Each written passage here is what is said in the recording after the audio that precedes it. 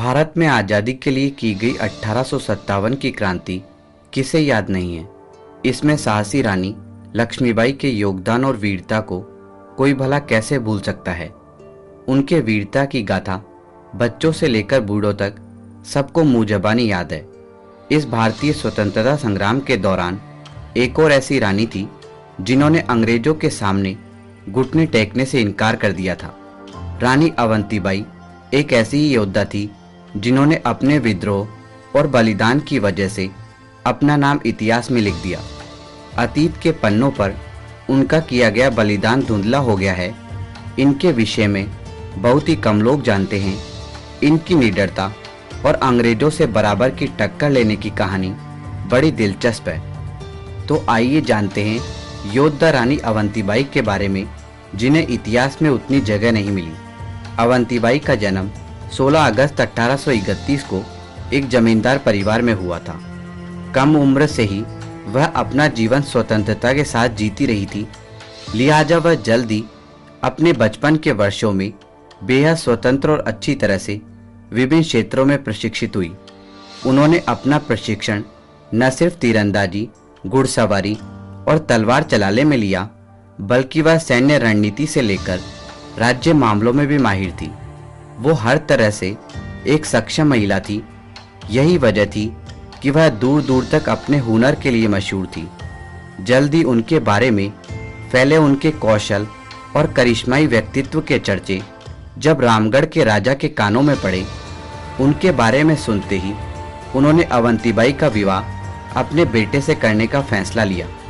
लिहाजा साल 1849 में उनका विवाह विक्रमादित्य लोधी से हो गया। उनका विवाह कम उम्र में ही हो गया था। शादी के बाद रानी अवंती को 2 पुत्र हुए, जिनका नाम था शेर सिंह और अमन सिंह। उनका जीवन अच्छा चल रहा था। कुछ ही दिनों बाद उनके पति राजा विक्रमादित्य बीमार रहने लगे। राज्य को संभालने में वह असमर्थ हो गए थे। अंग्रेजों को भी इसकी भनक लगी। उन्होंने मौका देखते ही रामगढ़ को अपने अधीन करना चाहा, जिसके लिए उन्होंने उनके दोनों बेटों को सिंहासन के लिए अयोग्य घोषित कर दिया। अंग्रेजों का कहना था कि अभी दोनों नाबालिग हैं और सत्ता चलाने के योग्य नहीं है। रानी ने अपने हाथ में सत्ता ले ली।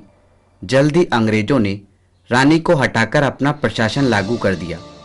उन्होंने यह डॉक्ट्रिन ऑफ लैप्स के तहत किया था।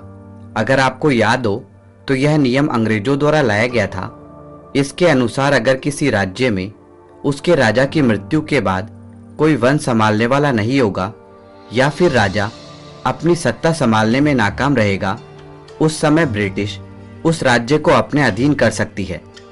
नियम ने कंपनी को किसी भी रियासत में प्रशासन स्थापित करने की इजाज़त दी। इसी के साथ 13 सितंबर 1851 को रामगढ़ में ब्रिटिश स्वीकृत प्रशासक शेख मोहम्मद के साथ साथ वार्ड ऑफ कोर्ट स्थापित किया गया। अंग्रेजों का ये फैसला उन्हें रास नहीं आया। उन्होंने इसे अपना अपमान समझा। रानी अवंतीबाई ने यह फैसला किया कि अंग्रेजों से जरूर इस बात का प्रतिशोध लेगी। साल 1857 में उन्हें अपना बदला लेने का सही मौका भी मिल गया। इस दौरान उन्होंने ब्रिटिश प्रशासक को राज्य से बाहर निकलवा दिया और ब्रिटिश शासन के खिलाफ युद्ध घोषित कर दिया। अवंतीबाई का अगला कदम अपने पड़ोसी साम्राज्य को भी शामिल करना था। इसके लिए उन्होंने ब्रिटिश अधीनता के खिलाफ युद्ध में शामिल होने के लिए शासकों को पत्र लिखा। उस पत्र के साथ उन्होंने चूड़ियों के डिब्बे भी भेजे। अपने पत्र में उन्होंने लिखते हुए कहा कि अगर अपनी मातृभूमि की रक्षा करनी है तो अपनी तलवारें निकालो और अंग्रेजों के खिलाफ युद्ध करो। अगर ऐसा नहीं कर सकते तो इन चूड़ियों को पहनकर अपने घर में छिपे रहो। रानी अवंतीबाई की इस अपील ने सभी आसपास के साम्राज्यों में क्रांति की एक चिंगारी सुलगा दी थी। उनकी यह अपील केंद्रीय प्रांतों में भी क्रांति की लहर लाने में सफल रही। अब ज़्यादातर राज्य उनके साथ आकर खड़े हो गए थे। साल 1857 तक पूरा क्षेत्र सशस्त्र विद्रोह में शामिल हो गया था। अब इस मोर्चे का नेतृत्व कर रही थी स्वयं रानी अवंतीबाई। उन्होंने युद्ध में लड़ने के लिए 4000 लोगों की एक सेना बनाई। इसी के साथ वह ब्रिटिश राज के खिलाफ हमला बोलने के लिए तैयार थी। उनकी पहली लड़ाई मंडला के पास खेरी गांव में हुई। जब यह विद्रोह हुआ था तब अंग्रेजों ने सोचा था कि इसे कुचलना बहुत आसान होगा। अवंतीबाई की कुशल युद्ध रणनीति की बदौलत वह इस लड़ाई में विजयी हो गए थे।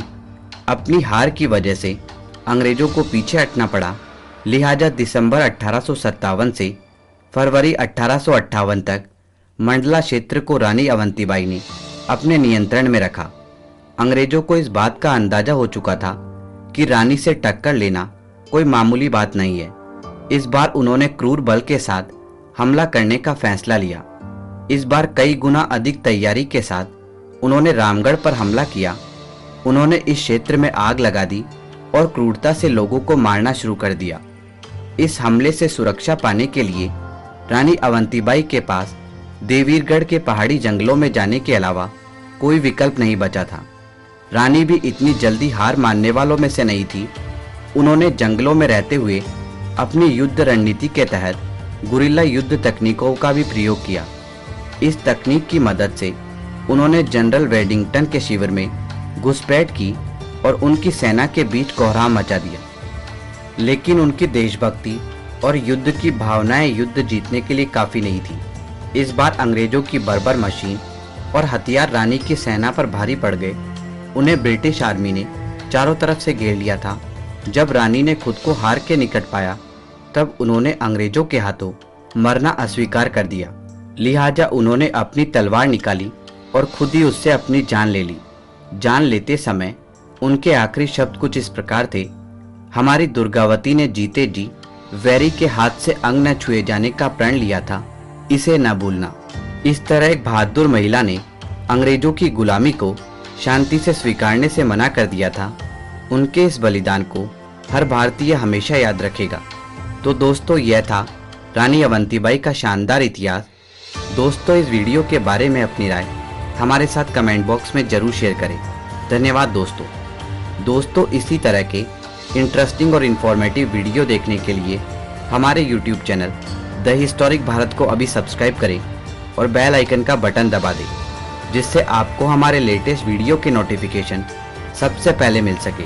धन्यवाद दोस्तों।